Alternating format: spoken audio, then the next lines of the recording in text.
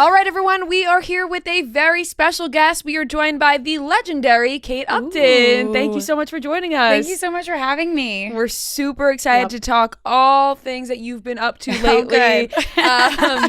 But you have a new show. You're hosting Dress My Tour. It's going to be out on Hulu. More the fashion route.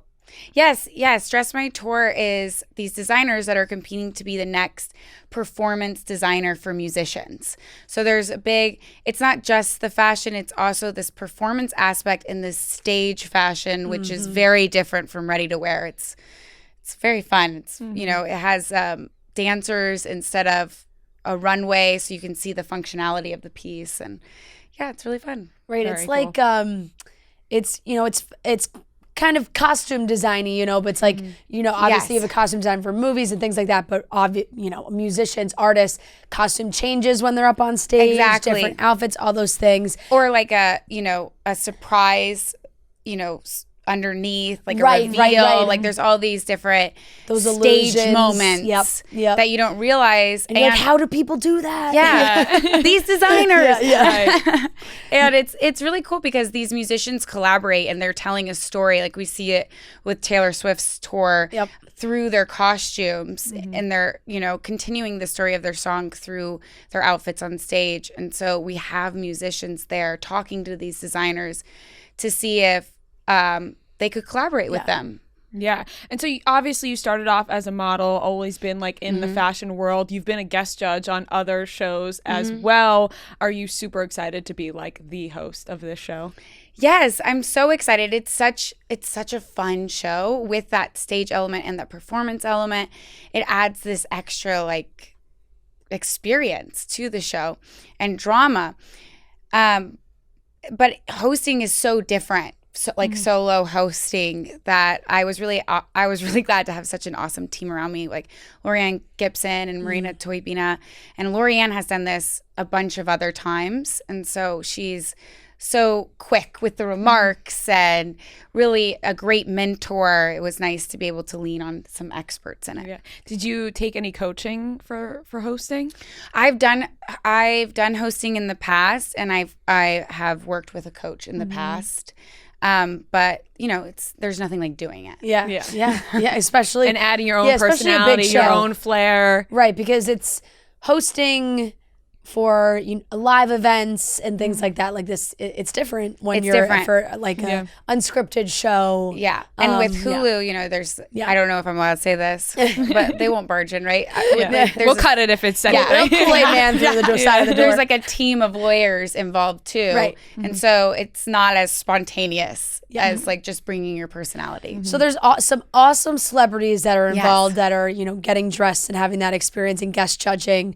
Who really stuck out to you? Like, what was your favorite kind of one to work with or saw that? I mean, we had so many. We had JoJo Siwa and Coi Leray, Paula Abdul, Toni Braxton. But I think working with Paula Abdul, who's not only such a legendary dancer, but performer, musician, and also judge. Yeah. Like to have that really like expert she knows how to set, judge. and she knows how to do all of this was really special. And she was so kind. We just had JoJo Siwa in our studio for an interview, and she came in. She was basically covered in dirt. Yeah, but bedazzled construction worker. Like by her choice. It was part of the outfit. The construction worker, covered in dirt, like bedazzled, like the whole thing. So I got to imagine coming up with outfits for JoJo, or JoJo even just dressing people or judging people. She's judged as well. Yes. But and she grew up in it. She grew up in this competitive series. Right, with dancing as well. It adds all the layers. Yeah, exactly. She was really good. Yeah, she is fascinating. And we her fashion choices are as well. Exactly. So I think she's perfect for a show like that. How different musicians' fashion is. Once now after doing this show, I can never unsee it. I'm like, oh, it is so different. It is, them. Yep. and they take the stage until they're ready to wear. Yep. Yeah, and you see all the talent from the designers to the musicians, the dancers, like just all over the place. You just recently came back for Sports Illustrated, the 60th anniversary issue. I think people were so stoked because you have some of the most iconic covers of all time. You know, just reading up on your career, I feel like it's so crazy because, you know, we all knew when you took off, like we saw your career blooming. But I didn't realize how young you were when you started. Oh my God, yes. Like, I mean, you get what I mean. Like, you're obviously still very young, but like be on the cover of Sports Illustrated when you're 19 years old is insane. Right.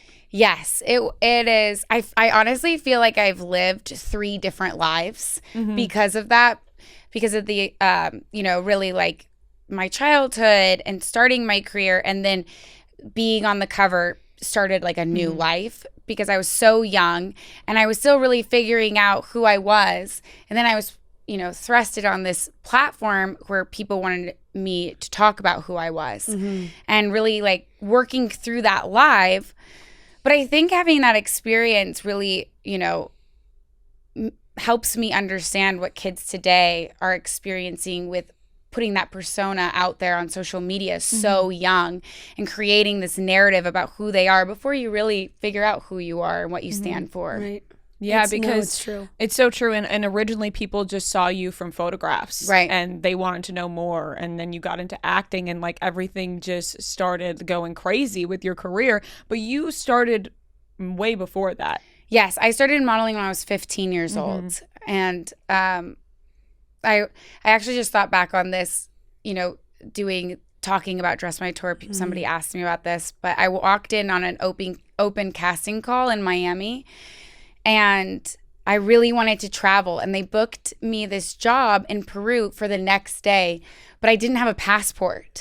Wow. And I think back to that, and now like I've been to all 7 continents with Sports Illustrated. I was, you know, the first fashion shoot in Antarctica. Yeah.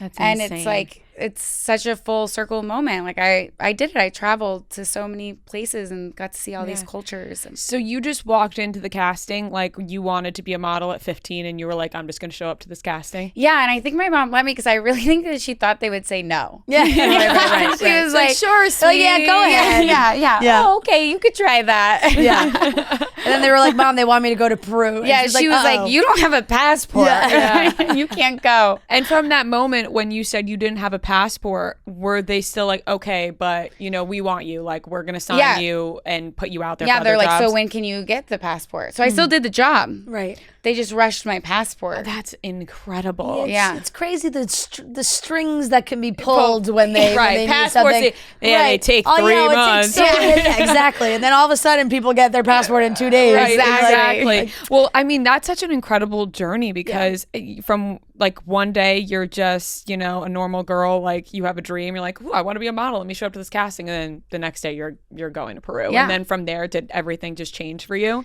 Yes, everything changed. I started doing high school online because I was 15 and ended up moving to Miami. And it wasn't an immediate decision, but I was working every single day and I was missing so much school that they decided to switch that to be online. And then, then everything just, you know. That's insane. Did you feel that because like Ray was just saying with modeling, especially print and the amount of time it took for you to blow, like it happened so fast. Did you feel like people kind of made a personality for you? Like they were like they were like, oh, well, this is her picture. This is who she is. Like, did you have to fight against that a little bit? I did. And it was really hard because media has changed so much from back then. Yeah. Like aging you. No, I completely. Back then. Yeah. But yes, you know, you would go and I almost felt that they had the article pre-written and they just needed quotes. Yeah. And I still will feel that sometimes, but very rarely because now there's more platforms like this, which is long form and you can actually talk. But they really, that was the hardest thing, being 19 and having them really want me to say a certain thing and be a certain person because it's easier for them to write the article if I was. Yeah. And for me to be like, should I put this image on? Like, is this just easier if I just say what they want me to say and move on? Or am I myself? Like, what do I do with this? And I got some really great advice from a lot of people because there's, you know, really when I shot The Other Woman, Cameron and Leslie really helped me and gave me a lot of advice. Like, don't separate the people, like who you are and the image of you, because that's really when the depression starts. And that was really true for me. That is when the depression started. And that helped me kind of not only claim my career, but claim my power, you know? Yeah. I love hearing that they gave you advice. We love that movie. we really do love that movie. I have seen that movie maybe 50 times. Yeah, like, same. It is so good. What gave you the acting bug? Well, I actually started taking acting lessons when I was about 18. Okay. So I did it for years, and I became very overwhelmed with my modeling career, and so wasn't able to kind of go into the grind of acting as well. And I was really in the grind of figuring out who I was, so I wasn't sure if I was ready to play another character. Yeah. But then this opportunity came, and I was so excited about it. I was such a massive Cameron Diaz and Leslie Mann fan. Yeah. So I was thrilled to be able to work with them. Yeah, I mean, it's just a great movie. Yeah. Like, and they're both incredible actresses. I think everybody is just a massive fan of them both. Yeah. I feel like you can really feel like their personalities. You know, sometimes I feel like when you're watching a movie and you're such a big fan of somebody, but you don't see much of them. Like with Leslie Mann and Cameron Diaz, I'm like, I feel like I know them, but I don't. I just feel like they could give the best, such right. Great they can give advice, you like a nice hug and give you some advice. Yeah, they're real people. They want to like sit down and get to know you, and they're absolute legends. They have years and years of experience in the industry, and totally. I was really excited to hear what their advice would be. Yeah. So now with social media, and you've mentioned this, like, you know, young people starting out and they go viral a ton. Like, you know, the word viral is used a ton nowadays. But I feel like you went viral before viral like was such a thing, you know, like so many videos and pictures. I mean, the cat daddy video like was like one of the most viral, like I wouldn't even, you know, just used over and over again. What was your reaction back then to that sort of happening? Were you like, oh my God, this is so cool? Or like, whoa, like, let's slow it down? Oh, I was scared to death. Yeah. Like all of the above. I was scared from the very beginning because it was just felt like I was on this roller coaster that I didn't know was starting. Right. You know, back then. And now it's like, I understand it. It's so cool. But back then it's like, I wasn't prepared. Nobody around me was prepared. Like, it's not like I had a team or my agents knew what to do. Nobody knew what to do. So I was very like unprotected and nervous and didn't know how to handle it. And at the time too, like models didn't really become household names, or it had been years since one had, and you didn't have access to them like the viral videos and social media created. So I didn't know that could happen in my career. Right. And it was at a time when the internet like really, because I think like Instagram started around that time, Twitter, all of that. Yeah, so, Instagram hadn't started yet. Yeah, it was just Twitter. Right. So then things start picking up, and I think it's a whole universe that people didn't understand yet. Yeah, exactly. Totally. No, it definitely is. And like you said, like you started modeling so young. You have worked with some of the biggest brands, the biggest campaigns, the most notorious like magazines and world-renowned magazines. What is the next like dream modeling job for you? Do you have one, do you think? I think that like you said, I got to work with all of these greats. Like it was at this time where they hadn't retired yet, or, you know, unfortunately like passed away or left the industry yet. And so I got to work with these legends. I got to see old fashion and then also be a part of the new fashion with social media and how that's created.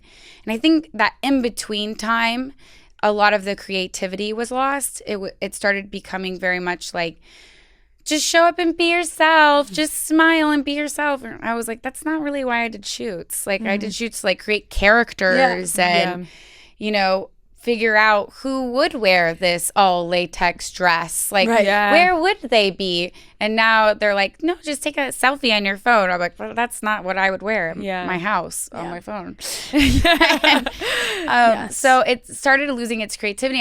I feel like it's starting to come back, like the creativity. So for me, I want to be a part of that. I want to do, fun, creative jobs while still talking about the messaging that really matters to me, which is pushing women to love themselves and not feel like they need all these filters or plastic surgery to love themselves. Yeah, totally. And I feel like you mentioned, the creativity is coming back around. I feel like because people are craving it. I think people are just craving, like when you look back on your shoots and you see just the places that you've traveled to and the backgrounds that really capture an image, but you standing at the forefront is like a whole other world. Yeah, like we stopped going on, location. We stopped doing all that. Yeah.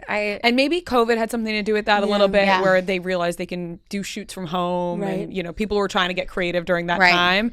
And now people are like, well, we don't have to leave our house. And it's like, we all got to get back out there. I promise you guys, those Zoom shoots don't hit the same.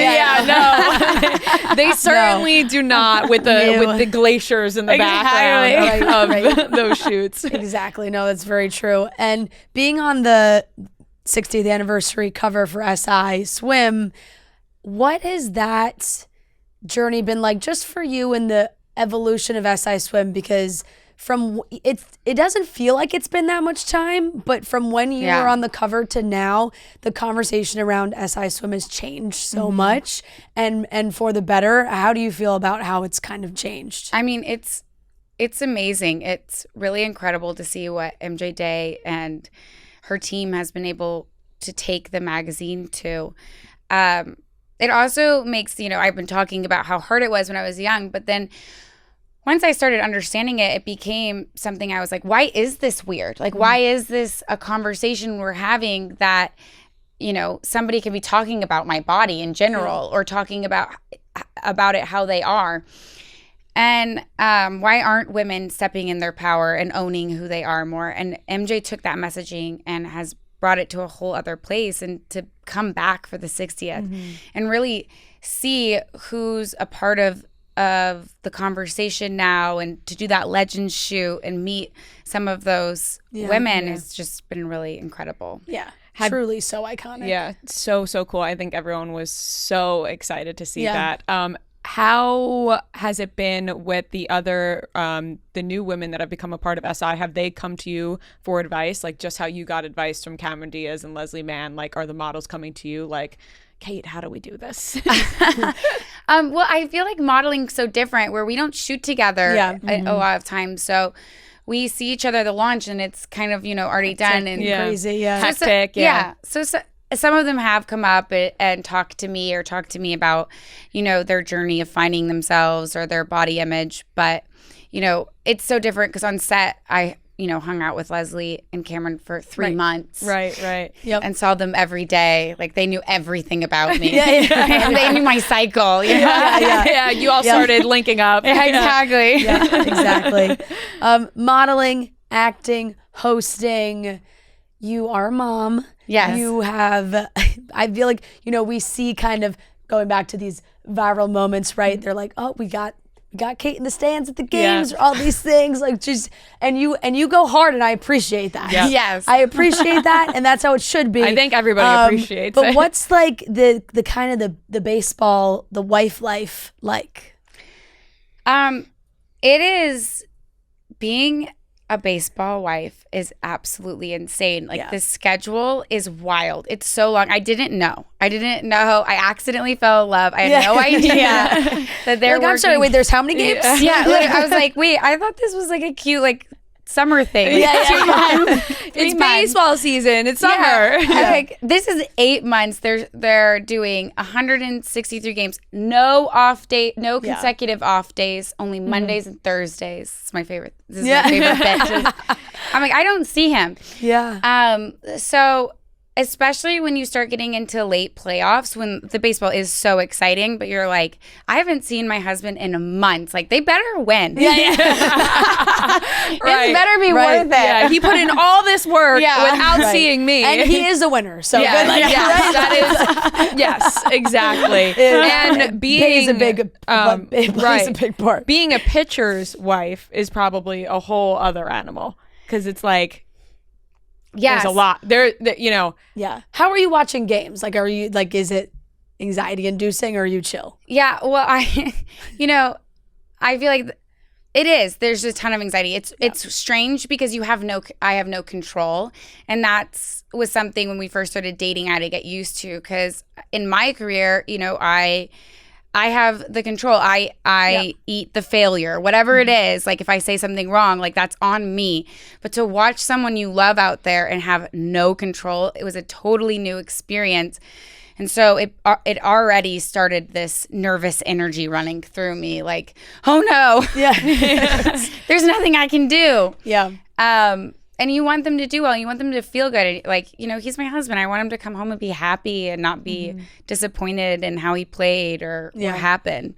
So ultimately, like, I always say I'm there for the emotional support, usually not like the logistics. Like, I don't know what ball he's going to throw. Right. You're not like getting your mitt out. Like, hey. You should really get a little more lift on your... Although one of my closest friends is Amy Cole. She's married to a Yankees pitcher. And she is a phenomenal softball player. And so she went out there a few times and like caught for her husband. I'm like, yeah, Justin, that's not happening. Yeah. Like, you gotta call Amy up. Yes. Oh my God, that's funny. I will cheer for you. Yeah. I will support from afar. But I am not your catcher like that. Right. Are there times when, like, you see maybe the picture or the video after a game that's gotten some internet traction of you that you're like, oh my God, I didn't even realize I did that? No, yeah. Also, when you're sitting in the suite, you're like, oh no, like up. Like, up my chin. Right. Like, where even are you? I'm like, why do they hate me? Can we get a drone?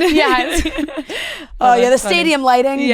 Stadium lighting, please. Give me a cue to look down. Yeah. Light. That's hilarious. Well, like, now with hosting and doing Dress My Tour, is like hosting unscripted. Like, did you kind of get that bug? Because I just feel like that's got to be such a fun job to want to do. Yeah, it's so fun. It's so hard. Like, I didn't really realize how many layers. You're almost like the on-screen showrunner. Yeah. Like, you're really managing the timing of things. And for season, like the flow. Like, right, exactly. To make sure the show is paced right. Yeah, and like, being a season one, there isn't a set pace. Right.